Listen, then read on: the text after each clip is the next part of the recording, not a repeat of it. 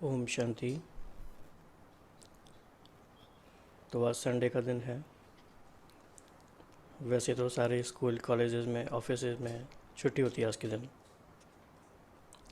तो आप सभी के मन में आता होगा कि हम तो पढ़ रहे हैं।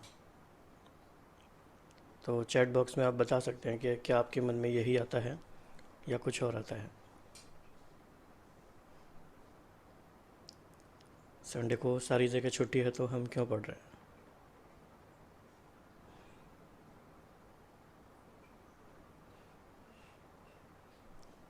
ओके, अच्छा लगता है इसीलिए पढ़ते हैं।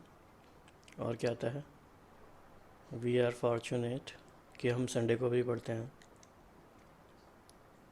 ओके, जब तक जीना है तब तक पढ़ना है इसीलिए हम पढ़ते हैं। और क्या आता है मन में। हमारी विचित्र पाठशाला है। विचित्र है और इसकी विचित्रता ये है कि हम संडे को भी पढ़ते हैं। रूहानी पढ़ाई है, बाबा से मिलना रोज़ अच्छा लगता है, याद ही नहीं शांति रहता। भाई जी, जी। जब हमारा लक्ष्य ही बन गया है कि हमें लक्ष्मी नारायण जैसा बनना है, जब जो मुरली मधुबन से ही निकल रही है, सभी बहने भाई पढ़ सकते हैं, तो हमें भी तो वो उद्देश्य रखना चाहिए ना, इसलिए पढ़ते हैं। हाँ जी।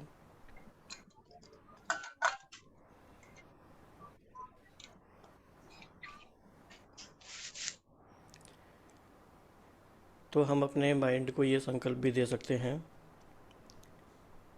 कि हमारी पढ़ाई ऐसी विचित्र है जिसमें पढ़ाई पढ़ाई में खेल है और खेल खेल में पढ़ाई है। अगर हम ये मानते हैं कि आज हमारे संडे खेलने का दिन है तो हमारी पढ़ाई में खेल भी है। कैसे है,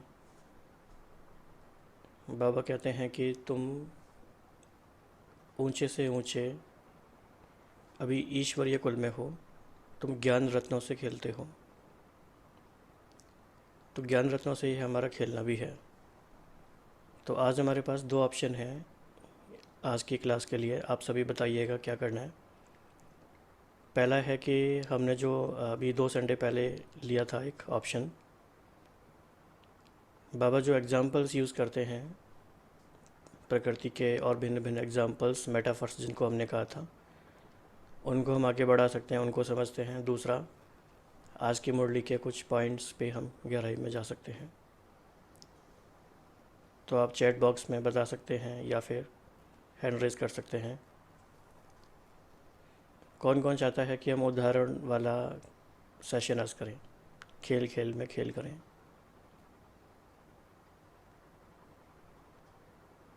ओके।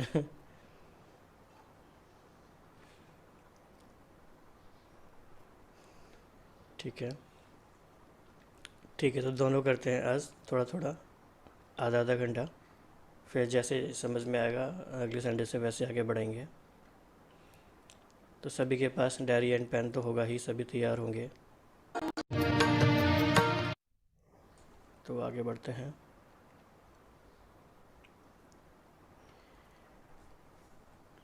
तो बाबा ने हमेशा हमें बताया है कि यह आत्मा परमात्मा और प्रकृति का बना बनाया ड्रामा है। और प्रकृति की जब हम बात कहते हैं तो उसकी डेफिनेशन बहुत वाइड है, बहुत वाइडर है। उसमें हमारे शरीर से लेके और बाकी प्रकृति का सब कुछ जो दिखता है वो सब कुछ आ जाता है। लेकिन आज हम थोड़ा स्पेसिफिक करेंगे। बाबा ने अव्यक्त मुरलियों में प्रकृति के जो जो उदाहरण समझाए हैं और क्यों समझाए हैं, ताकि जब हम प्रकृति के संपर्क में आते हैं और हमें वो चीज़ें दिखाई देती हैं तो उनसे हम ज्ञान उठा सकते हैं। तो जो भाई बहनों ने 2 3 4 साल से बहुत गहराई से अध्ययन किया है अव्यक्त मुरलियों का, उनको ये रिफ़्लेक्शन करने का मौका मिलेगा कि हमने अभी तक जो जो समझा है कितना हमें याद है। और जो नए भाई बहन हैं उनको ये समझने का मौका मिलेगा कि ईश्वरीय पढ़ाई जितनी गहरी है उतनी रमणीक भी है। तो सबसे पहले आपकी स्क्रीन पे है पैरट, तोता।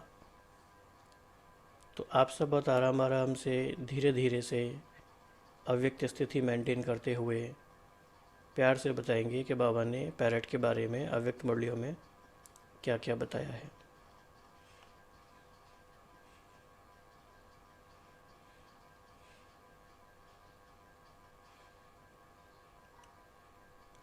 हाँ जी।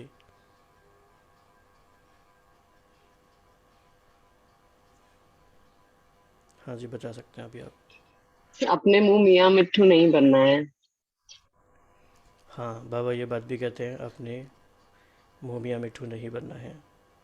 ओम शांति भाई जी, वो कंठी वाला भी बाबा उदाहरण देते हैं कि एक कंठी वाला रहता है, एक तोता और एक, वो थोड़ा याद आ रहा है, एक कंठी वाला और एक बिना कंठी वाला। जो कंठी वाला वो लटता रहता है। वो एक जो बताया नल था, वो लाल कंठी वाला होता है, ऐसे लाल कंठी होती है, वो बोलता है सीताराम, मिर्च भी खाता है, मिट्टू मिट्टू करता है।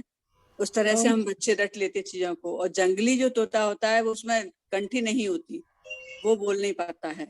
ये अभी की मुरली का, ये 8-15 दिन नहीं है ये। हाँ, ओम थोड़े दिन, शांति। हाँ, अभी अभी हाँ, आया अभी की था। है। हाँ जी, हाँ जी। तो ताराम नल पर नहीं बैठना है, एक ऐसे भी बाबा बोलते हैं ना, नल पे नहीं बैठना है, और वो बैठ जाता है। और बाबा कहते हैं रट्टू तोता नहीं बनना, रटने वाला। बाबा ओम कहते हैं नल पे नहीं बैठना है, ये तोता खुद कहता है और बैठ तोता जाता और है। बैठ जाता है, तोता कहता है भाई जी। It what does it mean? इसका क्या मीनिंग है इसका और बाबा? और रट्टू वाला तोता नहीं बनना, रटने वाला। हाँ, ओम शांति। ओम तो कौन समझ पाया है कि क्या गहरा मीनिंग है, बाबा क्या कहना चाह रहे हैं? कोई इसकी डेप्थ को एक्सप्लेन करें थोड़ा सा। एग्जाम्पल तो बहुत अच्छे बताए जी। बाबा इसमें ये बताना चाह रहे कि सिर्फ ज्ञान नहीं सुनाओ, उसका स्वरूप बनो। बहुत अच्छा पॉइंट आपने बताया। और इनफैक्ट जो हमारी मुरली का सेकंड, हमारे सेशन का जो सेकंड पार्ट रहेगा, वो इसी टॉपिक पर रहेगा जो भाई जी ने बताया कि ज्ञान स्वरूप बनने का क्या मीनिंग है और उसकी ये गहराई क्या है। तो तोते की बात को हम सबको याद रखना है। हाँ जी। एक बाबा ये भी बोलते हैं, नहीं करना तोता जैसा, मतलब तो करेंगे तो फिर तोता बन जाएंगे। हाँ, ये भी बहुत अच्छा पॉइंट है। तो नहीं करना है, ये हो गया तो वो हो गया तो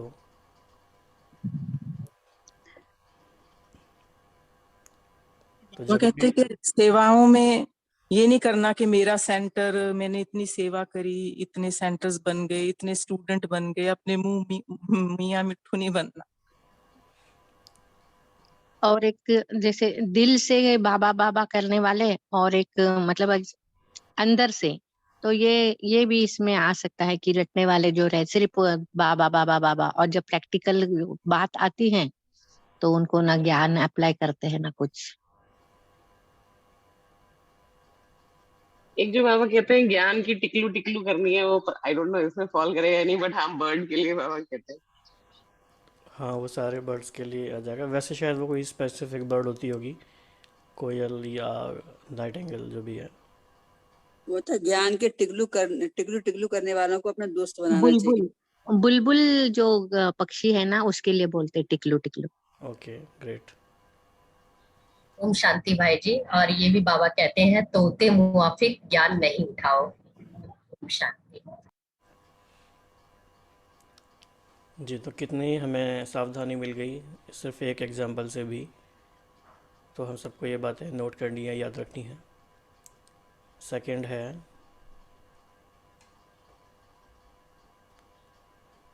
पीकॉक, मोर।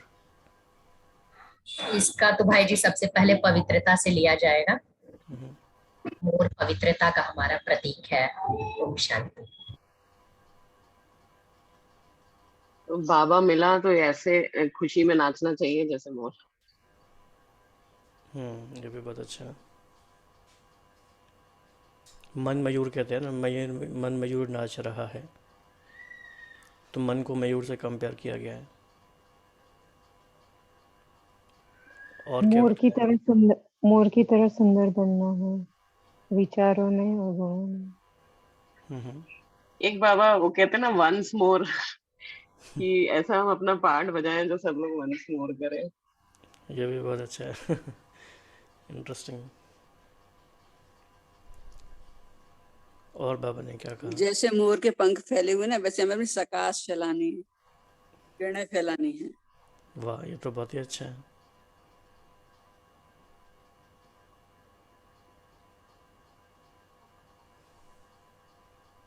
देखो पंखों में देखो जगह जगह वो मोर पंखी से बने हुए हैं, बड़े बड़े से टुकड़े टुकड़े से। इस हम्म तरह सातों गुणों का स्वरूप बन के हर तरह की किरणें फैलानी है। दुखी आत्माएं, उनको सकाश देना है। हर तरह से सकाश फैलानी है, दुखियों को, बीमारों को। तो ये टुकड़े हैं, उसी का स्वरूप है, सातों गुणों का स्वरूप बन के सकाश फैलाना है। ये तो बहुत ही अच्छा जै- बताया मैंने। जैसे पंछियों का राजा मोर को कहलाता है, वैसे तुम्हें भी विश्व महाराजन जैसे बनना। हाँ जी। हाँ जी, मोर मुकुट की भी बात होती है कि कृष्ण में मोर मुकुट पहनते हैं। हाँ, तो कृष्ण ही ऐसा एक पंछी, सॉरी, मोर ही एक ऐसा पंछी है जिसका पंख कृष्ण के मुकुट में लगाया जाता है। तो ये बहुत ऊंची स्थिति और पवित्रता की निशानी है। और कुछ याद आ रहा है किसी को? ओम शांति। और मोर ही ऐसा पंछी है जो ब्रह्मचर्य को धारण करता है। ओम शांति। जी, इसलिए और उसका वो जी वेजिटेरियन है ना, आई थिंक। ये तो डाउटफुल है। जैसे मोर के मोर लिए जैसे मोर जब बरसात होती है तभी अपने पंख फैलाते हैं, तो तुमको भी ज्ञान रत्नों से भरपूर होना है और बाबा मधुबन में आके यहाँ रिफ्रेश होके तुमको जाके बादल बन बरसना है। हाँ, क्योंकि जब मोर नाचता है ना तो वो एक बहुत ही सुपर सेंसेस जॉय, एक अतीन्द्रिय सुख जैसा भाव, और मतलब नृत्य की कंपैरिजन मयूर के नृत्य से की गई है हमेशा। मयन मन मयूर। जी, आगे देखते हैं। हंस। होली हंस। ओम शांति भाई जी। हंस की पहचान है कि आप वो मोती ही चुभता है। तो कहने का तात्पर्य है कि हम जब भी निगेटिव या पॉजिटिव, वो हमारे थॉट प्रोसेस है, और लेकिन हमें क्या चुनना है वो हमारी चॉइस है। जो बाबा ने ज्ञान दिया है उस श्रीमत के अनुसार हमें चलना है और वही ज्ञान उठाना है। ओम शांति। हंस को हमेशा भगवान जगदम्बा सरस्वती के साथ ही दिखाया जाता है। तो ये भी मतलब ज्ञान का प्रतीक के रूप में, या सफेद है तो तुम्हें भी ऐसे ही पवित्र रहना। हमें बगुला नहीं, हंस बनना है, हम्म।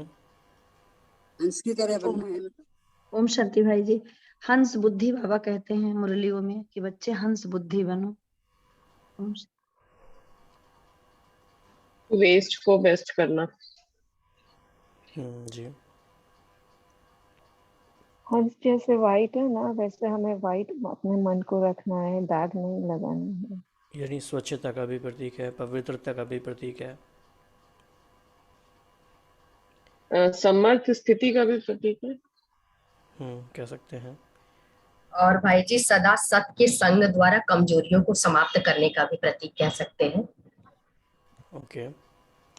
और हंस किसका वाहन है? वो कहते हैं कि सरस्वती जी का बताई ना भाई जी मैंने, सरस्वती जी का वाहन है, इसलिए भी मतलब ये पॉइंट बताई थी भाई जी। ओके ओके ओके जी। हाँ और जी। कहते हैं कि मान सरोवर में होली हंस मतलब हंस होते हैं, तो ऐसे हम ज्ञान मान सरोवर के होली हंस। हाँ जी, ये भी अच्छा पॉइंट है। हंस परखने की शक्ति का प्रतीक है। बाबा कहते हैं जैसे परखने, हंस की जैसे परखने की शक्ति होनी चाहिए। करने की शक्ति है, निर्णय करने की भी शक्ति है। इसीलिए जिसके पास परखने और निर्णय करने की शक्ति है वहाँ ज्ञान की देवी सरस्वती विराजमान है, ऐसी बुद्धि में, जिसके पास परखने की शक्ति है। और भाई जी आत्मा का दूसरा नाम हंस भी तो है। हाँ, एक गीत भी है, मैं आत्मा हंस बन गई। जी। और भाई जी गहराई से मोती चुगना मतलब मनन चिंतन के लिए भी हंस को बोला जाता है। हम्म। तो ऐसी आत्मा ये ओम पर शांति भाई। क्या चिंतन का? जी अशोक भाई। हंस तैरता भी है और उड़ता भी है। संसार में रहते हुए हम कह रहे हैं इसका हमारे ऊपर असर ना हो और स्थिति हमारी ऊंची। हाँ जी, ठीक है, आगे बढ़ते हैं। शेर। शेर के बारे में बाबा ने क्या क्या कहा? शेरनी का दूध की ज्ञान है। शेर जैसे तुमको दहाड़ना है और बकरी जैसे मेमे नहीं करना है। बाबा को शेर जैसे दहाड़ने वाले बच्चे चाहिए। ओम शांति भाई जी। और कहते हैं शेर का दूध सोने के ही पात्र में ठहरता है, तो कहने का मतलब है अपनी बुद्धि को इतना स्वच्छ और साफ और पवित्र रखूं कि बाबा का ज्ञान आत्मसात कर सकूं। ओम शांति। ओम शांति भाई जी।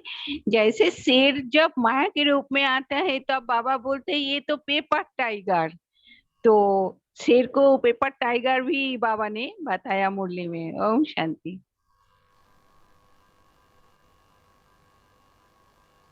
मगर भाई जी वो स्टोरी है ना, वो शेर का एक बाल लाने के वाली। भाई जी बिल्कुल निडर निर्भय बन के रहना है, कैसी भी परिस्थिति आए, जैसे कोरोना काल आया, आगे कुछ और भी आने वाला है, बिल्कुल निडर होकर रहना है। सतयुग जी, हाँ, नहीं बोलिए आप। निर्भयता का जो गुण है वो भी हमें इससे मिलता है। जी, सत्युग में शेर बकरी साथ में पानी पिएंगे। शेर जैसे अकेला ही घूमता है, उसको ग्रुप में नहीं घूमता है, तो वैसे बाबा भी तो हमको बोलते हैं कि तुम भी अलग से एग्जाम्पल रूप में रहना है तुम्हें। बाबा कहते हैं तुम्हें इस कांटों के जंगल में शेर की तरह विचरण करना है।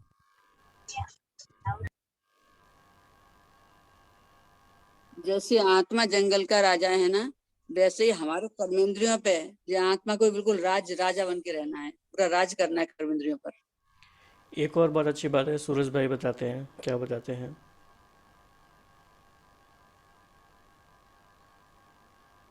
जैसे शेर का बच्चा शेर होता है, शेर का बच्चा हो शेर, हाँ, शेर के बच्चे सर्वशक्तिमान की संतान हो, इसलिए तुम्हें शेर के बच्चे हो, शेर बन के रहना है। सूरज भाई अक्सर कहते हैं मुरली में। जी, शेर के बच्चे होके मतलब ये कुत्ता बाकी जानवरों से कैसे डरते हो आप? राइट। ओम शांति भाई जी। कहा जाता है ना कि हाथी के बच्चे में भी शेर से ज्यादा ताकत होती है, लेकिन शेर जंगल का राजा क्यों है? क्योंकि वो दिल से शेर होता है, वो दिल से नहीं डरता। ओम शांति भाई जी। दुर्गा माँ की सवारी, दुर्गा देवी की सवारी शेर को दिखाया गया है कि माने उन्होंने शेर पे सवारी करी है, तो यानी उन्होंने इतनी शक्ति, शिव शक्ति है वो, कि उस शेर को भी सवार हो गए उस पर भी, तो शक्ति का प्रतीक माँ को दिखाया है। तो हम भी तो शिव शक्ति हैं, अब हमें भी शेर पे सवारी करनी है, यानी इतना अपने को निर्भय और शक्तिशाली बनाना। जी, शेर कभी दूसरों का शिकार नहीं खाता, खुद ही शिकार करता है, उसी को खा लेता है। तो हमें भी वैसे ही रहना है, डिपेंडेंट नहीं। हमें अपना मनन चिंतन खुद करना चाहिए। करना, दुर्गुणों पर विजय पाना और दुर्गम मतलब जी, दुर्गम हंस मोती चुनता है, कंकर नहीं। ये भी शेर पर है। विकारों पर विजय प्राप्त करना, शेर जैसी शेर को बांधेली माता, सिंबॉलिक माना गया है। बांधेली माताओं डर के रहती है, शेर उसका प्रतीक भी है कि शेरनी की तरह तुम शक्तियां हो, शेर की तरह रहो, घर में बंधन में डर के नहीं रहो, डरोगी तो जाल में फंस जाओगी, ऐसी शेर की तरह रहोगी तो निकल जाओगी जाल से। ये माताओं के लिए भी है बांधेली, वो जो डर के रहती है भगवान। एक मुरली में भी बाबा ने कहा है मातेली माताओं को कि आप बकरी बन के रहोगी तो कभी आगे निकल नहीं पाओगी, शेरनी बन के रहो। दूसरे दिन वो सेंटर में पहुंच गई थी शेरनी के शक्ति को अपनी महसूस करते हुए, और अपने इस कमी को खत्म किया था उसने। किसी दादी को बाबा शेर के भी ये वो पंजाब का शेर करके बोलते थे। जानकी दादी को नहीं, कोई नहीं, जानकी दादी नहीं, चंद्रमणि दादी। शेर पंजाब, चंद्रमणि को। हाँ, चंद्रमणि जी, शेर पंजाब। एक कहावत है कि शेर का है चाहे जितना भी भूखा हो वो कभी घास नहीं खाएगा। तो ऐसे ही अपने ऊपर भी हमें लागू करना है कि चाहे कितनी भी परिस्थितियां आ जाएं, हमें अपनी नियम और मर्यादाओं को नहीं छोड़ना है। ओम शांति।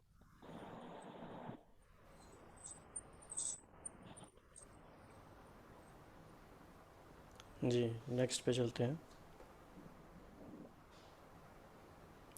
हॉर्स, घोड़ा।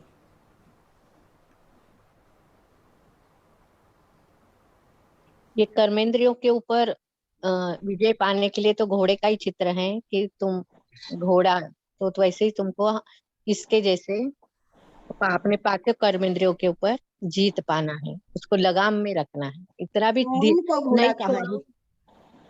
पांचों कर्मेंद्रियों पर स्वराज्य प्राप्त करना अपना। जब तक हम पांचों कर्मेंद्रियों को जीतेंगे नहीं, तब तक हम स्वराज्य अधिकारी नहीं बन सकते। उसको इतना भी ढीला नहीं छोड़ दो कि वो कहीं भी भटके, और उसको इतना कस के भी नहीं पकड़ो कि वो उछल जाए। ओम शांति भाई जी, घोड़ा तेज दौड़ता है तो हमें भी अपना पुरुषार्थ तेजी से करना है। ओम बाबा शांति जो भाई। ग्रेडिंग करते हैं कि कोई हाथी सवार है, कोई घुड़सवार है, तो वो हमारी ग्रेडिंग के लिए भी बाबा। बहुत अच्छा पॉइंट है। जी भाई जी, यही मैं भी कहना चाहती थी कि बाबा पुरुषार्थ के लिए भी बोलते हैं, एक प्यांदे और एक तीव्र पुरुषार्थ। पहला तीव्र पुरुषार्थी, दूसरा प्यांदे और तीसरा घुड़सवार, ऐसे करके बोलते हैं बाबा। ओम शांति भाई जी, घोड़ा बहुत बलशाली होता है, बहुत ताकतवर होता है, तो हमें भी बाबा की याद से बहुत ताकतवर आत्मा को बनाना है। ओम शांति। घोड़ा कभी थकता नहीं, तो तुम्हें भी ऐसी अथक सेवाधारी बनना है।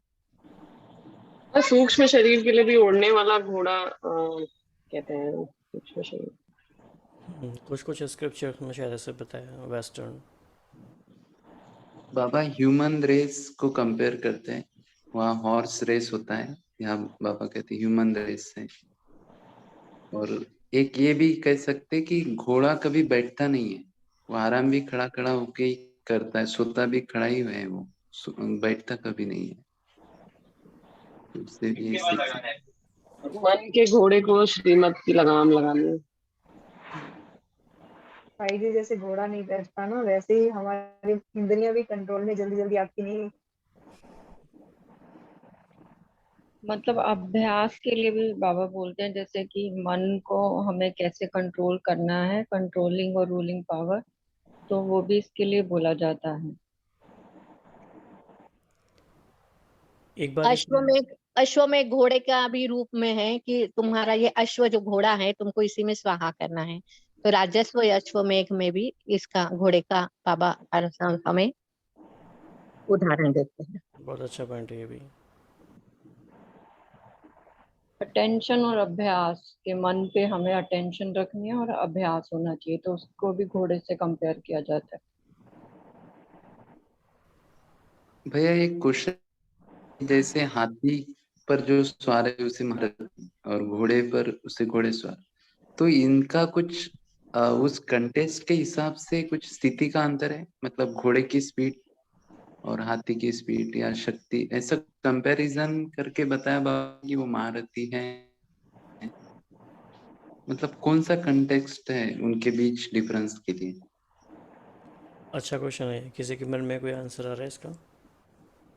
जब सेना तैयार होती है तब हम लोग कैसे वो अरेंज होते हैं ना, उस हिसाब से कि जब घोड़े हाथी पे कौन बैठता है, जो राजा होता है, और घोड़े पे कौन बैठता है, जो सेनापति होता है, तो उस हिसाब से देख सकते हैं। तो उसमें जो राजा का एक्सपेक्टेड रोल है वो लड़ने का नहीं है एक्चुअली, वो स्ट्रेटजी मेकिंग का है। और जो घोड़े पे बैठे हैं सेनापति वगैरह, उनका एक्चुअल पार्टिसिपेशन है युद्ध में। तो उस पॉइंट ऑफ व्यू से शायद उनको कैटेगराइज किया गया होगा कि राजा मुरलियों में अक्सर बाबा ओम शांति भाई जी हुसैन के घोड़े का भी नाम लेते हैं बाबा। हुसैन के घोड़े को कैसे सजाते हैं, वो करते हैं, तो वो मतलब रथ को दिखाया कि मतलब आत्मा अलग है, रथ अलग है, ऐसे हुसैन के घोड़े का सवार का जिक्र आता है मुरलियों में, हुसैन का घोड़ा। हाँ जी, ये भी सही है भाई जी। जो अभी आपने इसका आंसर पूछा कि इसका क्या आंसर आ रहा है, तो जिस तरह से आपने अभी बताया ना कि हाथी पे राजा बैठता है और घोड़े पे सेनापति बैठते हैं, तो उसी के अकॉर्डिंगली भाई जी कि आत्मा राजा है और किस तरह से अपने कर्मेंद्र पर राज्य करवाती है, कर्मेंद्रियों से स्वराज्य अधिकारी, आत्मा राजा, और ये सब उसके कर्मेंद्रियां उसके मन है और कर्मचारी है, उनसे कैसे कर्म कराते हैं, ये इसका। ओम शांति भाई जी। हाँ जी। जैसे घोड़ा एक वफादार जानवर है, तो वैसे बाबा के प्रति अपने को वफादार रहना है, बाबा के ज्ञान के प्रति। Okay, interesting. ओम शांति। जब घोड़े को रेस में भेजते हैं तब उसकी आंखों में दोनों तरफ कुछ रखते हैं कि वो आजू बाजू देख नहीं पाए। बाबा कहते हैं आपको भी जैसे घोड़ा रेस में दौड़ता है तो कहीं देखता नहीं है, सीधा ही देखते हैं मंजिल की तरफ, तो हमें भी रास्ते के साइड से इसको देखना नहीं है, हमारा लक्ष्य, हमारा ध्यान मंजिल की तरफ ही रखना है। जैसे रेस का घोड़ा उसकी आंख अपनी मंजिल की तरफ से होती है, तो हमें भी साइड से नहीं देखना है, अपने लक्ष्य की तरफ ही नजर रखनी है। यानी हमारा गोल ओरिएंटेशन बहुत क्लियर होना चाहिए, हमें और किसी बात पर ध्यान नहीं देना है, जो हमारा गोल है उस पर हमें फोकस करना है। जी।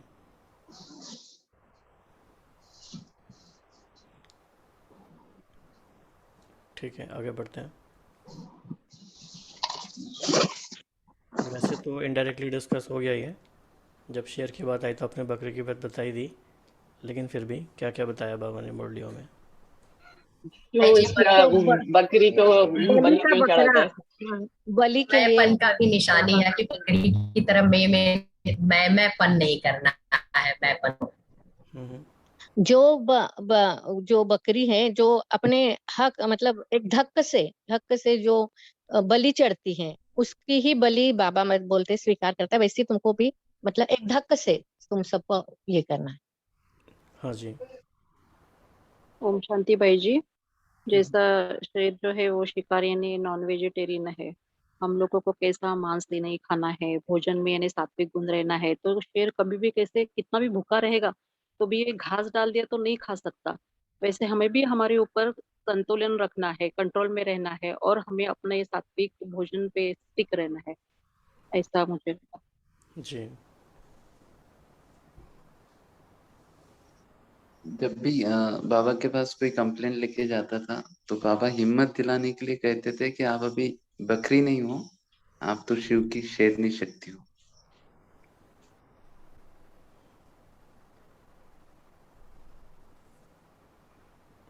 जी, और क्या बाबा ने बताया है?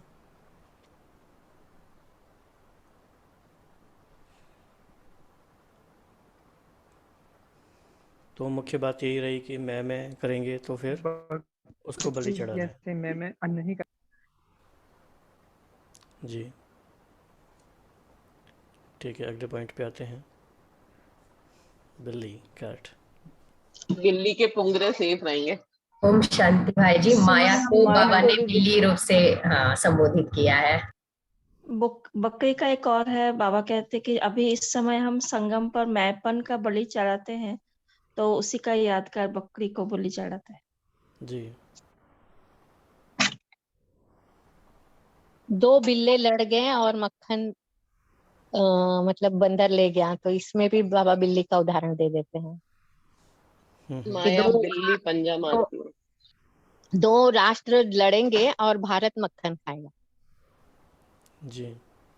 बिल्ली बहुत चतुर है, मतलब शातिर है और चुपचाप आती है और किसी को पता भी नहीं चलता है, अपना काम चुपचाप आके कर जाता है। बाबा भी कहते हैं अपनी कमजोरियों को भी ऐसे चुपचाप हमारे ऊपर हावी हो जाता है। बिल्ली की म्याऊं म्याऊं नहीं करनी है।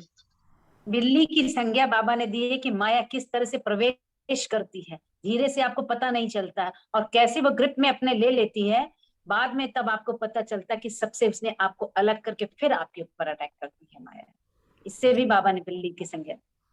भाई जी, जैसा कि बाबा ने संकल्प का खजाना, सर्वशक्तियां, सर्वगुणों का खजाना हमें दिया है, तो इसका ये प्रतीक है कि हमें कुछ भी वेस्ट नहीं करना है, क्योंकि सर्वशक्तियां, सर्वगुण और ज्ञान अपने प्रति भी और दूसरों को भी सही जगह और समर्थ करना है। ओम शांति। जब कबूतर जब बिल्ली को देखता है तो कबूतर अपनी आंख बंद कर लेता है, जबकि वो उड़ सकता है।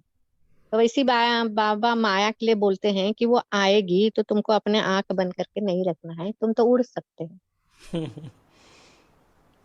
बहुत अच्छा। बाबा और वो एक फेमस स्टोरी भी है कि गुरु अपने शिष्य को कहता है कि बिल्ली कभी नहीं पालना, तो आगे एक्सटेंशन है उसका। ओके, हाँ जी, और कौन शेयर कर रहे थे?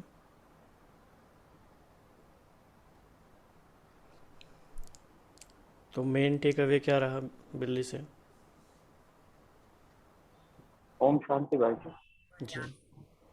मुख्य रूप से तो वैसे बिल्ली माया का ही प्रतीक है और चेहरा बड़ा भोला होता है। बिल्ली कितनी मासूमियत से देखती है और फिर लेकिन कितने अटेंशन रखते हैं, फिर भी दूध पी जाती है, पता ही नहीं चलता। बाद में पता चल रहा है जब दूध पी लिया होता है।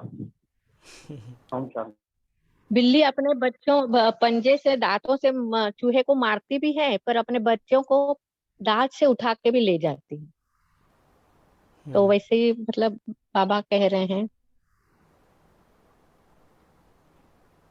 जिससे घर में बिल्ली होती है ना, उस घर में प्रेम बहुत होता है, वो दो लोगों को लड़ने ही नहीं देती है। जब तक मारती रहेगी, आवाज भी अगर जोर से हो जाएगी तो मारती रहेगी, क्योंकि बिल्लियां पली हुई हैं घर में। इसका ये भी मीनिंग हो सकता है कि जब बिल्ली चलती है तो उसके पैर की आवाज नहीं आती, पता ही नहीं पड़ता। तो ऐसे माया बिल्ली भी जब आती है तो हमें वो पता ही नहीं पड़ता कि वो आ गई है। तो शायद इसलिए बाबा माया बिल्ली भी कहते। ओम शांति भाई जी। बिल्ली अपने शिकार पे यानी चूहे के लिए इतना ज्यादा कंसंट्रेट करके, कभी कोने में देखा होगा सबने कि ऐसे बिल्कुल निगाहें गड़ाई रहती है। तो पॉजिटिव अर्थ ले तो हमें भी अपने लक्ष्य की तरफ बहुत ज्यादा एकाग्र रहना चाहिए। फोकस भी बिल्ली हर कीड़े मकोड़े पर टेंशन रखती है, हर कीड़े मकोड़े पे। ओम बिल्ली शांति सबसे ज्यादा। ये भी है कि ना अलबेलापन हम रखते हैं अगर तो माया आ जाती है। तो जैसे बिल्ली म्याऊं म्याऊं करती है ना, तो बाबा कहते हैं अलबेलापन रखती हो, तो बिल्ली कहती मैं आऊं मैं आऊं। माया बोलती है मैं आऊं मैं आऊं, म्याऊं म्याऊं मैं आऊं मैं आऊं, और आ जाती है वो। कोई ना कोई दरवाज़ा खुला रह जाता है, छोटा सा भी, तो आ जाती है। सब कुछ रास्ते बंद होंगे तो नहीं आएगी। जी जी जी, आप सभी लोग बहुत अच्छा शेयर कर रहे हैं, बहुत सारी अच्छी अच्छी बातें निकल के आ रही हैं। रास्ता बंद करने के लिए भाई जी अपने अपने मन को रोज कमांड देना है कि मेरे साथ सब कुछ अच्छा होगा, सम्मान में रहना, और बाबा के साथ हर वक्त अपने साथ महसूस करना, अपने संकल्पों पे अटेंशन देना। सूक्ष्म में भी पाप न हो जाए, वो भी हमें चेकिंग करनी है, ताकि हमारी परसेंटेज कितनी दिख रहे हैं बाबा। जी ठीक है, आगे चलते हैं। मन की ओम शांति भाई जी। बाबा ने बंदर के लिए बोला है कि इसमें मोह बहुत होता है, तो इससे हमें मोह को समाप्त करना है। ओम शांति। बंदर की बुद्धि के लिए बाबा कहते हैं तुम बंदर की बुद्धि जैसे थे, मतलब बंदर जैसे बहुत लोभ भी करते हैं, मतलब जितना चाहिए उससे भी ज्यादा वो ले लेते हैं, वेस्टेज भी करते हैं। तो बाबा इससे ही कहते हैं मतलब ग्रीड भी बाबा होता है। को ना बंदर जैसे मतलब उछलता रहता है, वैसे बाबा बोलते तुम्हारे मन हर समय से उछलता रहेगा उसको तुमको। और वो एक कहानी भी बताते हैं बाबा बंदरिया की और एक बंदर की, कि उस समय को कितना इम्पोर्टेंट देना है। बंदरी फट से कूद जाती है, परी बन जाती है, और बंदर सोचता ही रहता है। तो तुमको ऐसे समय का इंतजार नहीं करना है। और बाबा ने ये भी जिक्र किया है कि बंदर जब तुम क्रोध करते हो तो तुम्हारा चेहरा बंदरों जैसा लाल हो जाता है। बंदर के ऊपर ये भी बताया ना, बुरा ना सोचो, बुरा ना देखो, बुरा ना करो। बाबा हमें बंदर से मंदिर लायक बना रहे हैं। हाँ भाई जी, बंदर को पांचों विकारों का प्रतीक माना, उसमें पांचों विकार भरपूर होते हैं, तो हमको उसकी तरह नहीं बनना है, पांच विकार से हमें तो बचना है। और उसमें पांचों विकार बहुत मात्रा में होते हैं बंदर में, ये भी बताया बाबा। लक्ष्मी को वरने जा रहे हैं तो अपनी शक्ल देखिए क्या आता है बंदर के लिए। बाबा कहते बच्चे जब राम ने उछल करते हैं तो बोलते हैं बंदर बुद्धि है क्या, बंदर बुद्धि है। बंदरों की तरह बुद्धि नहीं रखनी है, उछल कूद बहुत करता है बंदर। जी पर वानर सेना में राम जी के इसमें वानर सेना का भी मतलब बहुत वो है, तो इसके लिए भी नारद को बोला है कि लक्ष्मी को मरने जा रहे हैं, पहले अपनी शक्ल तो देखो, तुम उसके योग्य भी हो। ये उन्होंने बंदर से कंपैरिजन करके बताया है।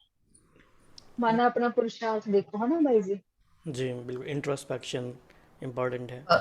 और बाबा ने राम राज्य स्थापन किया है जैसा, तो हम वानर सेना को इतना शक्तिशाली बनना है कि बाबा का सहयोग देना है इस कार्य में। ओम शांति। बाबा महावीर, अंगद और हनुमान को भी याद करते हैं, मतलब अच्छे उसमें कि कैसे हम उस तरह भी बन सकते हैं। और बंदर शुद्ध शाकाहारी है। जैसे इस तीन तरह बंदर बताए अगर हैं बाबा के जैसे 3 बंदर बताए हैं, लेकिन ब्रह्मा कुमारी में एक और बंदर है, वो मन बुद्धि का है। हाँ जी, नहीं, बुरा सोचना भी नहीं है। बंदर से ना करना, जैसे बुरा भगवान सोचना के भी कार्यों नहीं है में और बुरा करना भी नहीं है। पांच बोलते हैं बाबा।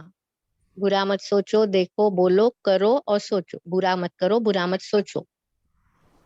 न देखो, न सुनो, न बोलो, न करो, न कहो, ये बाबा बोलते हैं। ग्रेट। ओम शांति भाई जी। लास्ट टाइम बाबा ने बंदर का जो एग्जाम्पल दिया था, तो बताया था कि बंदर जो है किसी का रिगार्ड नहीं रखता है। तो जैसे उसकी तरफ देखते मुंह बनाता है, तरह तरह के मुंह बना के जो है करता है, और फिर बाह्यमुखी बहुत ज्यादा होता है, इधर उधर देखता रहता है चारों तरफ। वैसा नहीं करना जी। संस्कार भी बंदरों की जैसे नाच करते हैं, बाबा ने ये भी बोला। और पूछ का भी गायन है कि जब तक पूछ नहीं जलाई तब तक रावण की लंका नहीं जल सकती। तो बाबा भी कहते लगाओ झुकाओ की जो पूछ है उसको जलाना पड़ेगा। राइट। और जो बंदर होते हैं ना, उसकी पूंछ मिट्टी में दबा के रखो कितने भी टाइम, लेकिन बाहर निकालते तो वैसे की वैसे ही होती है। नहीं दीदी, कुत्ते के लिए बोलते हैं, कुत्ते की पूंछ, बंदर की थोड़ी। नहीं, बंदर की पूंछ के लिए तो ये था कि जब पूंछ में लगा रहे थे तब भी वो कितना अचल और अडोल थे। एक रस थे कि हम अपने प्रभु राम पे आस्था थी, उसी तरह हमें अपने भगवान पे आस्था रखनी है कि परमात्मा हमें मिला है, हम एक बल एक भरोसे के आधार पर। ये और भाई, बंदर का बच्चा मर जाता है तो भी उसको लिपट के घूमता रहता है, तो हमें भी सबसे डिटैच होना है, लौकिक परिवार से, सभी से इतना मोह नहीं रखना है। जी, बहुत ही गहरी गहरी बातें सब भाई बहनों ने शेयर की। तो पढ़ाई में संडे के दिन हमारा खेल भी हो जाता है, ज्ञान रत्नों को गहराई से समझते हैं।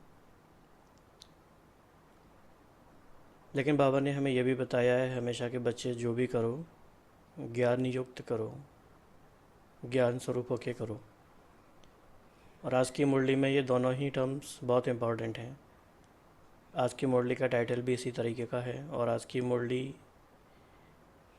मुरली में ये दोनों जो की वर्ड्स हैं इनके ऊपर आगे हम अभी चर्चा करते हैं मिलके। तो हमारा टॉपिक है अभी ज्ञान स्वरूप और ज्ञान युक्त। बाबा ने ये दोनों टर्म्स किस किस रेफरेंस में और कॉन्टेक्स्ट में यूज़ किए हैं। तो जो भी पॉइंट अच्छे लगेंगे आप लोग नोट भी करते जाएंगे, और जो भी शेयर करना चाहेंगे बीच बीच में बहुत ही शांति से, एकाग्रता से उस बात को समझते हुए उसको शेयर करेंगे। तो 25 नवंबर 93 का महावाक्य है, ज्ञान स्वरूप बनना अर्थात हर संकल्प, बोल और कर्म समर्थ होगा। तो ऐसे जो बाबा के महावाक्य होते हैं, वन लाइनर्स होते हैं, ऐसे महावाक्यों का संकलन भी हमें अपने पास रखना है और उनके ऊपर अभ्यास भी करते जाना है।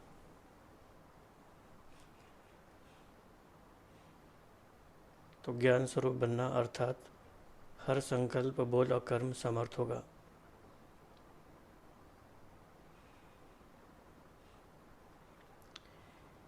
इसी तरह बाबा कहते हैं कि अखुट पॉइंट्स मिली हैं, एक भी पॉइंट रोज़ बुद्धि में रखो और उसी के अनुभव में सदा रहो, तो ज्ञान स्वरूप बन जाएंगे कितना श्रेष्ठ ज्ञान और किसने दिया है, यही सदा स्मृति में रहे।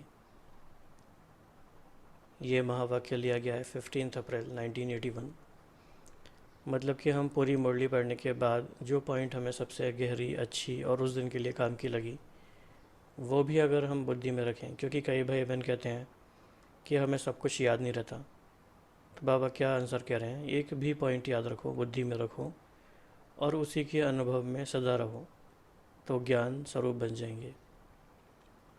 कितना श्रेष्ठ ज्ञान है और किसने दिया है।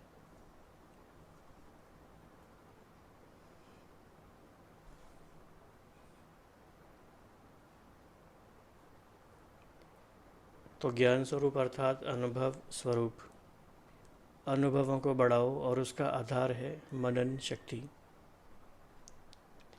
यानी इसको अगर हम रिवर्स देखें तो मनन शक्ति जैसे जैसे बढ़ेगी तो अनुभव बढ़ेगा, अनुभव बढ़ेगा तो ज्ञान स्वरूप बन जाएंगे। तो ज्ञान स्वरूप बनने के लिए मनन शक्ति की आवश्यकता है। ये महावाक्य है 7 अप्रैल 1981। इसके बाद बाबा का प्यार के सागर का स्वरूप, शांति के सागर का स्वरूप प्रत्यक्ष किया है, लेकिन सदा ज्ञान स्वरूप आत्मा और ज्ञान सागर बाप है। इस नए ज्ञान को किस ढंग से देवें, उसके प्लान्स अभी कम बनाए हैं। वह भी समय आएगा जो सभी के मुख से यही आवाज़ निकलेगा कि नई दुनिया का नया ज्ञान ये है। तो नई दुनिया के लिए नया ज्ञान एक इम्पॉर्टेंट अव्यक्त मुरली है 20 मार्च 1987।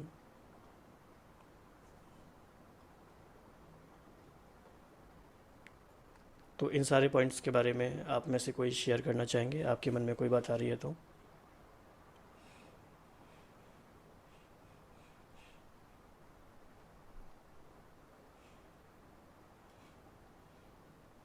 हाँ जी, कौन शेयर करना चाहेंगे? आज का ही मतलब अगर मुरली से लेंगे तो बाबा पूरा ज्ञान स्वरूप आत्मा कैसी है, सहयोगी है, वो समीप है, वो विश्व परिवर्तन कर सकती। तुम भावुक में आना नहीं है, तुम्हें ज्ञान स्वरूप ही रहना है। ज्ञान यानी समझ। तो बाबा बोल रहे तुमको जहाँ जा रहे हो वहां का भी तुमको आत्मा, परमात्मा और प्रकृति की भी समझ होनी चाहिए। ओम शांति भाई जी। और आज की मुरली में जैसा कि अगर हम ले तो बाबा ने ज्ञान स्वरूप योगित्व आत्माएं के लिए बताया कि अपने शक्ति प्रमाण के समीप समान सर्व शक्तियों की अनुभूति का वर्षा प्राप्त करना भी एक ज्ञान स्वरूप आत्मा की पहचान है। तो अपनी सर्व शक्तियों की अनुभूति में रहना। शांति भाई जी, बाबा ने कहा कि नॉलेजफुल वो है जिसको आत्मा की स्थिति, शरीर की स्थिति, वायुमंडल सबका ज्ञान बुद्धि में है, तो वो नॉलेजफुल है। आत्मा, परमात्मा, प्रकृति, इस सब का ज्ञान हो और त्रिकालदर्शी हो, वही नॉलेजफुल है। ओम शांति।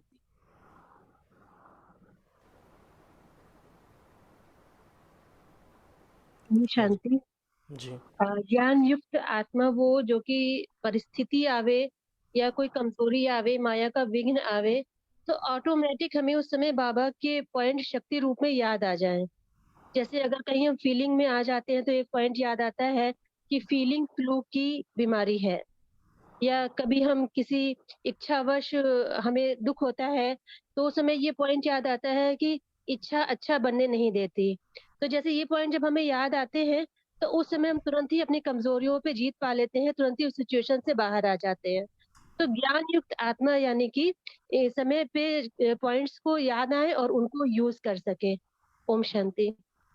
ओम शांति भाई जी, आज ज्ञान स्वरूप बनने का लक्ष्य रखने के लिए कहे बाबा, तुम जितना भावना हो उतना ही ज्ञान स्वरूप भी हो। तो यही बनने के लिए बोल रहे बाबा, ज्ञान स्वरूप बनो। वैसे चाहिए तो दोनों ही, दोनों का बैलेंस। ज्ञान स्वरूप के लिए ज्ञान युक्त भावना, स्नेह संपन्न योगी आत्मा, जब दोनों का बैलेंस होगा तभी आप सही रूप में चरितार्थ होगा। बाबा ने कहा कि दोनों का होना जरूरी है, संतुलन होना जरूरी है दोनों का। भाई जी, ज्ञान स्वरूप के लिए एक उदाहरण दे सकते हैं हम कि जैसे ज्ञान एक दूध की तरह है। फिर दूध को हम दही बनाएंगे, उसका मक्खन निकालेंगे, उससे घी निकलेगा, और जब घी खाएंगे तो उससे जो शक्ति बनेगी, तो आई थिंक वो पावर है ज्ञान स्वरूप। ज्ञान तो हम हर दिन सुन रहे हैं, लेकिन उसका मनन कितना कर रहे हैं, उसमें से अपने लिए क्या अनुभव निकाल रहे हैं और उसको जीवन में कितना धारण कर रहे हैं। आई थिंक ज्ञान स्वरूप वो आगे की स्टेप है। बिल्कुल सही है। मतलब एक प्रोसीजर, एक प्रोसेस है ये, जिसमें हमें अपने मनन के लेवल को और फाइन ट्यून करते जाना होगा। जैसे भाई जी आज मैं पढ़ रही थी तो उसमें ये था कि इच्छा हम जो है मोटा स्वरूप है और अच्छा है सूक्ष्म महीन। तो एक कमजोरी है हमारी, जिसको हम बहुत चलते फिरते काम करते वक्त नहीं समझते, तुरंत हम बहुत कहते हैं हमारी ये इच्छा है, ये हमें मतलब अच्छा लग रहा है। तो ये अच्छा और इच्छा दोनों हमारे लिए अपवित्रता का द्योतक है। इसका ज्ञान हमें है, लेकिन हम प्रैक्टिकल इसको धारणा स्वरूप में बार बार गलत कर जाते हैं, जो कि हमें इसे पक्का करना है। ओम शांति भाई जी। जैसे आज बाबा ने बताया, जो भावना युक्त जो आत्मा होगा, जो भावना में रहते ही उसमें भावुक जो होता है वो कर लेते, क्योंकि भावना का फल भी बाबा देते। वो सर्वदा क्या कहते हैं, मेरे बाबा करके पार हो जाता है। मगर मेरे बाबा इतना करते, मगर वही आत्मा अगर उसके साथ ज्ञान का क्लास कर लेंगे तो ज्ञान युक्त होंगे, कभी ऊपर नहीं होगा। क्योंकि कभी कभी होता है ना, फैमिली में कुछ हो गया, जैसे एक माता जी है हमारा घर के 10 किलोमीटर दूर, एक माता जी है, उन्होंने भावना इतना उनका बेटे की तरह बाबा को रोज भोग लगाते हैं, तो मुरली भी नहीं छोड़ते। तो उन्होंने जब बेटे का बहुत बड़ा बेटा, उनका बेटे नहीं है अब, तब उन्होंने रोया नहीं। बड़ा बेटा जो है कमाना, वो भी उसका नौकरी चलेगी, तब भी उन्होंने रोया नहीं। हस्बैंड अचानक पैरालाइज्ड हो गया, तब भी उन्होंने रोया नहीं। तब बाबा को एक दिन जब भोग लगा रही थी, तो भोग इतना रोज लगाती थी, उस दिन उनके हाथ में कोई पैसा नहीं था। तो उन्होंने क्या किया, उनके बाबा को रोते रोते बताया, जे बाबा काल में तुमको जो भोग लगाऊंगी, कैसे तुमको भोग लगाओ। मगर उन्होंने ये नहीं सोचा हमारा घर पे हम लोग क्या, बाबा से ये नहीं बताया। ये बहुत बड़ा भावना है, उसमें ज्ञान के उसमें बहुत अच्छा दीजिए, बाबा तुम जो करोगे वही होगा, जैसे हम नहीं खाएंगे तुम भी नहीं खाओगे, तो ये कैसे चलेगा, कुछ तो होगा।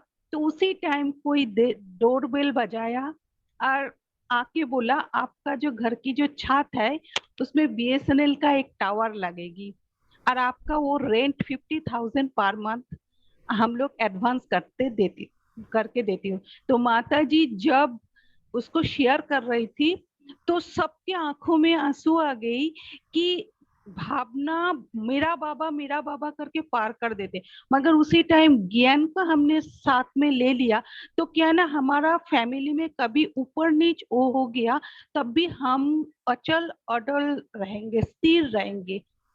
ओम शांति। अच्छा एक्सपीरियंस है। लेकिन भावना के लिए कहा है ना कि भावना डगमगाती भी है।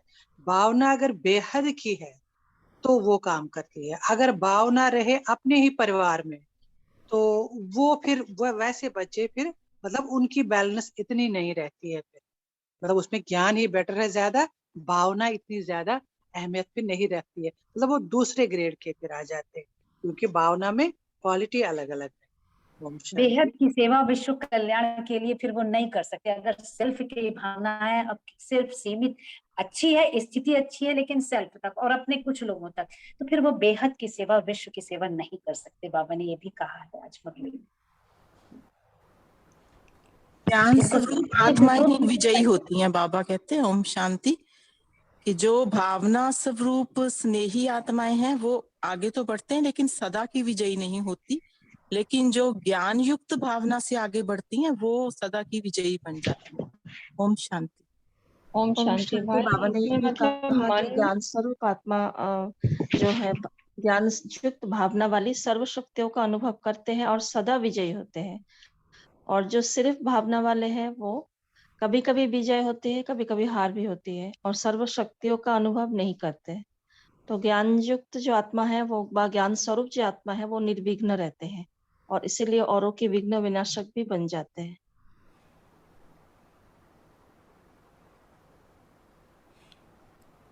ठीक है, इसको हम आगे और समझते हैं अभी थोड़ा।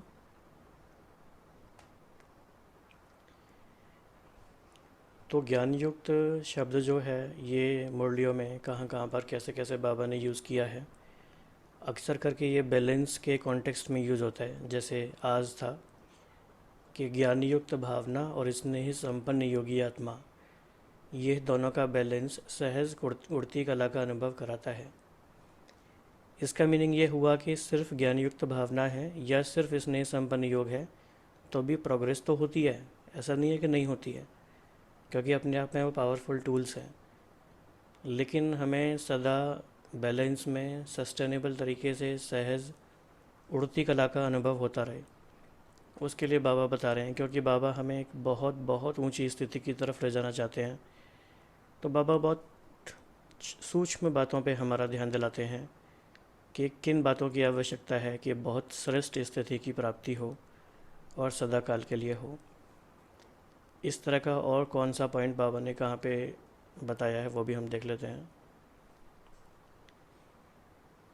जैसे आज तो था कि ज्ञान और योग के बैलेंस के कनेक्शन में, इसी तरह से बाबा ने बताया है ज्ञान युक्त रहम कभी भी किसी आत्मा के प्रति ईर्ष्या व घृणा का भाव दिल में उत्पन्न करने नहीं देगा।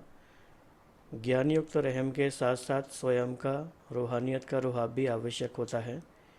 अकेला रहम नहीं होता, लेकिन रहम और रुहाब दोनों का बैलेंस रहता है। ये 31 मार्च 1990 का महावाक्य है। तो इसमें सूक्ष्म बात क्या है कि अगर सिर्फ हमें रहम आता है तो उसके बड़े सारे खतरे हैं। वो रहम धीरे धीरे हमें और अलग डायरेक्शन में ले जा सकता है, और हो सकता है कि हमने जिस स्थिति से शुरू किया था हमारी वो स्थिति ही न रहे। तो बाबा हमें बहुत सावधानी देते हैं। रिस्क फैक्टर इन्वॉल्व है हर एक बात में, तो रहम में भी रिस्क फैक्टर इन्वॉल्व है, और वो ओवरकम हम कर सकते हैं अगर ज्ञान युक्त हम रहेंगे तो ना तो हम प्रभाव में आएंगे, न ही ईर्ष्या या घृणा का भाव दिल में आएगा। इसके बाद और पॉइंट देख लेते हैं।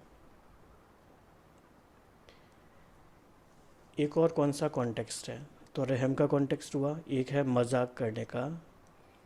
तो बाबा ने कहा मजाक करो लेकिन ज्ञान युक्त और योग युक्त। बाकी व्यर्थ मजाक जिसको आप मजाक समझते हो लेकिन दूसरे की स्थिति डगमग हो जाती है, तो वह मजाक हुआ या दुख देना हुआ। तो ज्ञान युक्त शब्द जैसे ही हमें याद आएगा तो हमें याद रखना है कि ये सूक्ष्म धारणा की बात है, कहीं ना कहीं बैलेंस की बात है। तो बहुत देखा जाता है कई बार मजाक करते करते वो लिमिट या बाउंड्री वो क्रॉस हो जाती है धीरे धीरे और पता नहीं चलता। लेकिन बाबा कहते हैं फिर वो ज्ञान युक्त और योग युक्त नहीं हुआ। ये हमारा 13 दिसंबर 95 का महावाक्य है। ये डेट्स इसलिए इम्पॉर्टेंट है क्योंकि अगर आप इनके बारे में और विस्तार से पढ़ना चाहते हैं, समझना चाहते हैं, तो उस डेट की मुरली को रेफ़र कर सकते हैं।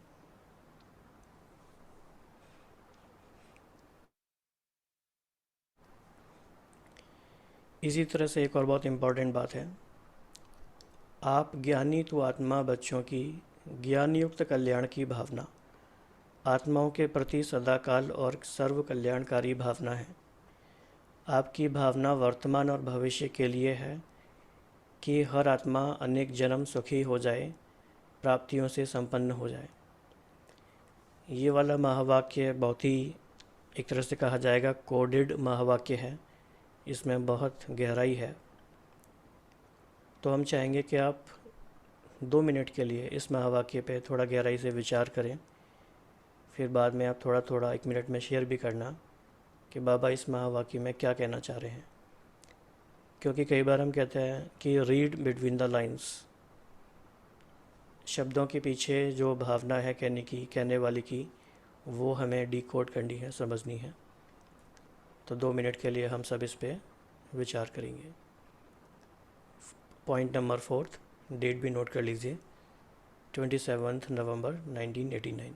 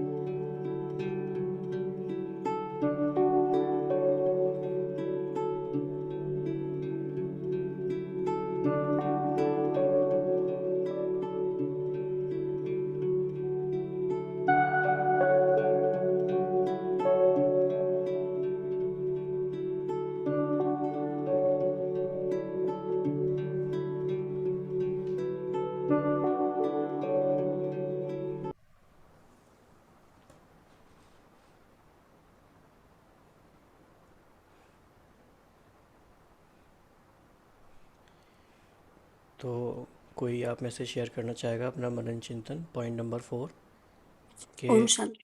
जी। ओम शांति भाई जी। जब हम ज्ञान के पॉइंट के आधार पे कल्याण की भावना सोचते हैं तो हम बेहद में चले जाते हैं। बाबा की मुरलियों में अक्सर बेहद शब्द बहुत बार आता है। तो जब हम बेहद का सोच के कोई कार्य करते हैं तो उसमें कल्याण ही कल्याण निहित रहता है। तो ये हो जाता है ज्ञान युक्त कल्याण। ओम शांति। हाँ जी। और कोई शेयर करना चाहेंगे? ये जो भावना हमारी वर्तमान के लिए भी है कि इस समय तो जो जिसके स्ट्रगल है वो तो थोड़ी सी उसको शांति मिल जाए, लेकिन वो फिर बाबा का परिचय लेके उसको भविष्य के लिए अनेक जन्मों के लिए कैसे वो सुखी हो जाए, वो भी हमारी भावना इस समय रहती है। तो वो ज्ञान युक्त कल्याण की भावना इस समय प्रेजेंट तो अच्छा ही हो, लेकिन फ्यूचर भी उसको मिल जाए, कैसे बाबा का परिचय मिले और कैसे वो अपना भी।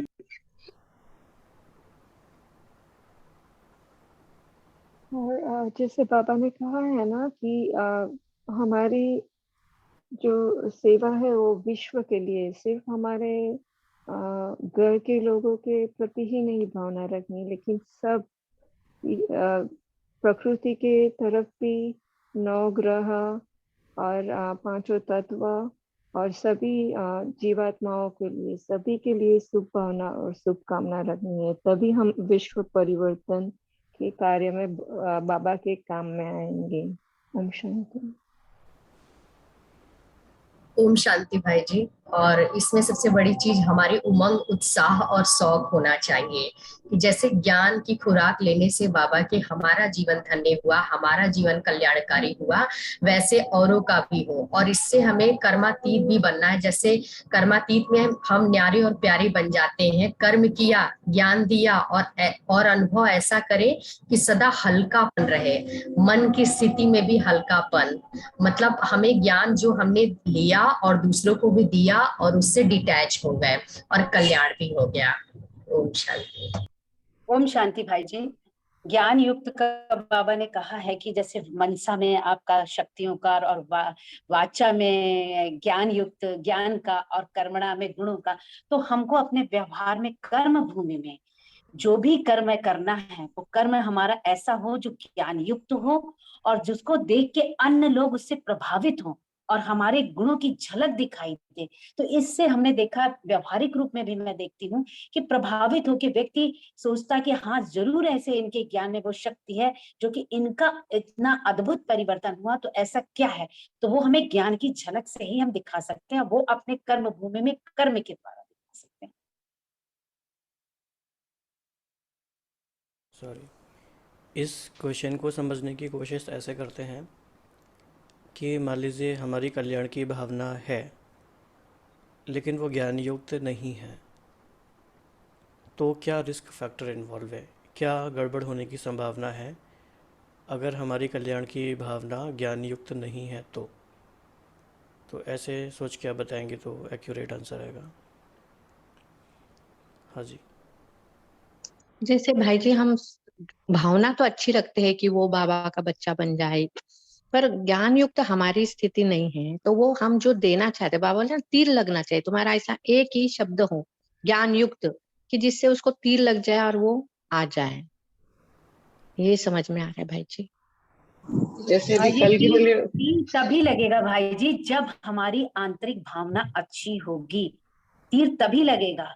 और बाबा से कनेक्टिविटी होगी तभी हमारे अंदर खुशी की उमंग की झलक दिखाई देती है, वो चेहरे की झलक फलक से वो समझ जाती है आत्मा। दूसरे व्यक्ति पे प्रभाव तभी पड़ता है। अगर हमने झूठा ही कहा तो हमारे स्वभाव का प्रभाव नहीं पड़ेगा। अच्छा, जो भी बोलना चाहते हैं वो हैंड रेज करेंगे, फिर हम आपको अनम्यूट कर देंगे।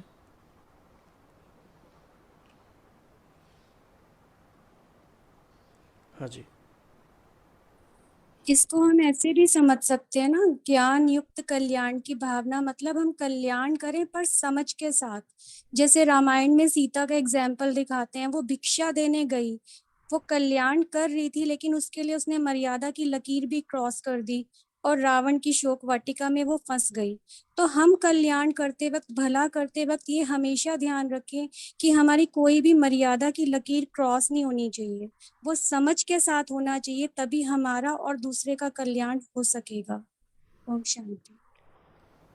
तो कविता बहन ने बहुत गहरी बात बताई। अदरवाइज़ क्या होता है, कल्याण की भावना का एक लेबल है, इस लेबल को हम बहुत सारी जगह यूज़ कर लेते हैं। जब हम सिर्फ लोगों को प्लीज़ कर रहे हैं या खुश कर रहे हैं तो भी, या हम सबका कल्याण ना करके पर्टिकुलर एक सेक्शन ऑफ सोल्स का कल्याण करते हैं किसी और कारण से, लेकिन हमें लगता है वो कल्याण की भावना है और हम चेक नहीं कर पाते। हाँ जी शिखा बहन। तो जैसे कल की मुरली में था ना, बाबा ने कहा कि वो मकड़ी के जाल में फंसते जाते हैं, तो if we are not careful enough तो वो कार्मिक अकाउंट्स भी बन सकते हैं। मतलब हम चले थे कि हमको चुकतू करना है और हम कल्याण कर रहे हैं, जिसमें हमें उस विशेष सर्कल में नहीं फंसना है या चक्रव्यूह में नहीं फंसना है, लेकिन if it is not as per understanding तो फिर वो हम उसके अंदर और फंस जाते हैं। मतलब फिर निकलने की जगह हम अंदर ही चले जाते हैं उसके। हाँ जी। ओम शांति। हाँ जी। ओम ओम शांति जी। कल्याण की भावना में हम विभीषण का एग्जाम्पल ले सकते हैं। जैसे विभीषण ने रामचंद्र जी की मदद की तो उनको उसके पीछे निस्वार्थ भावना थी, उनका नुकसान था उनका कि भाई उनके विरुद्ध जा सकता है, उनके साथ कुछ भी हो सकता है, लेकिन फिर भी उन्होंने सर्व के कल्याण के बारे में सोचा, उसमें उनका अपना कोई स्वार्थ भी नहीं था। तो वो ऐसा कल्याण जो वर्तमान में भी है और भविष्य के लिए भी है, कि सिर्फ सीता जी के लिए नहीं लेकिन पूरे लंका की हर एक प्रजा के कल्याण के बारे में उन्होंने सोचा कि सभी का कल्याण हो जाए और हर एक असुर जो है वो अपनी बुराई को छोड़ दे। तो वो बेहद का उन्होंने सोच करके गुप्त रूप रीति से किया, लेकिन अपने ऊपर बुराई ले ली, लेकिन फिर भी उन्होंने सबका कल्याण सोचा। तो वो बेहद की भावना हो, ज्ञान युक्त भावना। जी। और कोई शेयर करना चाहते हैं इन 4 पॉइंट्स में से किसी भी पॉइंट्स के बारे में, क्योंकि थर्ड पॉइंट भी इम्पॉर्टेंट है, सेकंड भी बहुत इम्पॉर्टेंट है। हाँ जी। ओम शांति।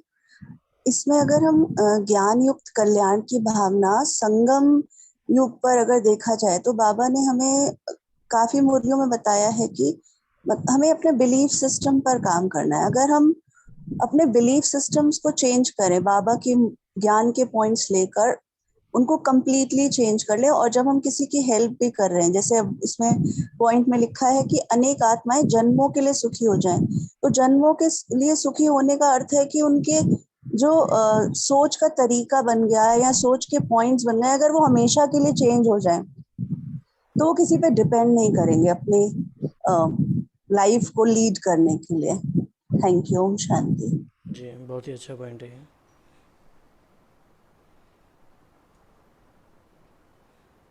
जी नीता बहन, आप शेयर करें।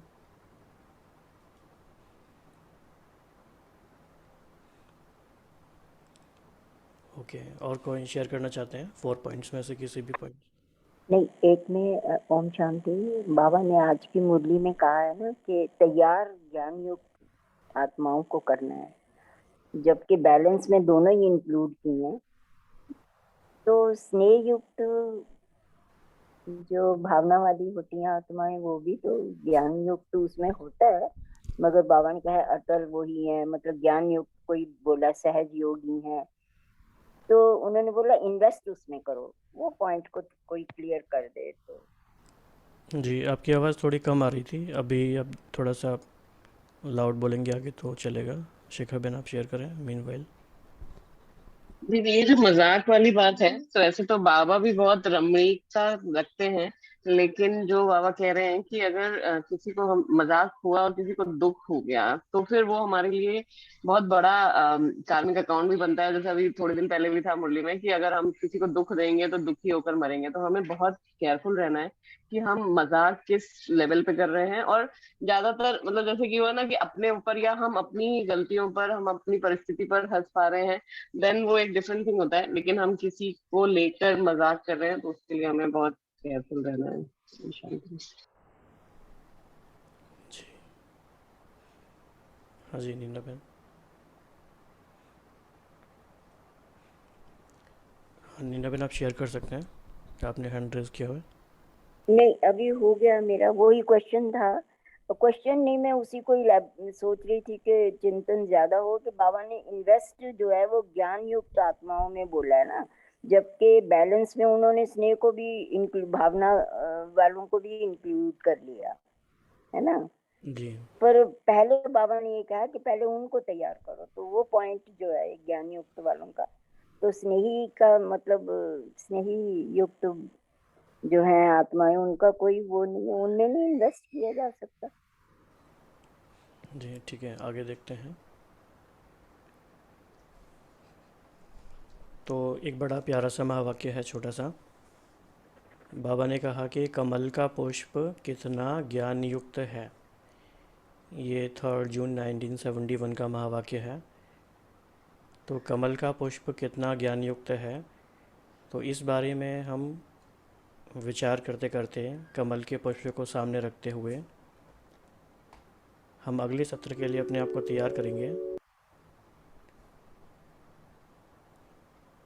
क्योंकि हमारा मन बहुत शांत शक्तिशाली होना बहुत ज़रूरी है योग के सेशन के लिए। तो जो भी हमने आज सुना समझा, आज की सुबह की मुरली में भी जो पढ़ा, और बाबा ने लास्ट में जो महावाक्य हमने देखा कि कमल का पुष्प कितना ज्ञान युक्त है, तो उसको देखते देखते उसकी स्मृति को अपने मन में लाके उसके जैसा स्वरूप बनाने का अभ्यास करेंगे। ओम शांति।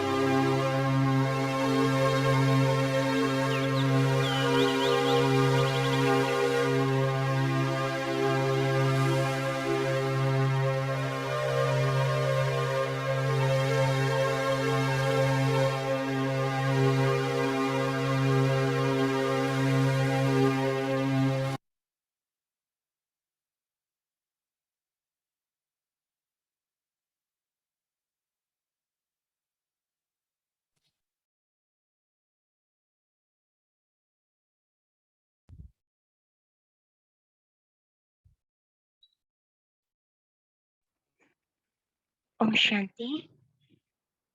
आप सभी योगी सुपर योगी बाप दादा के समान समीप ज्ञान स्वरूप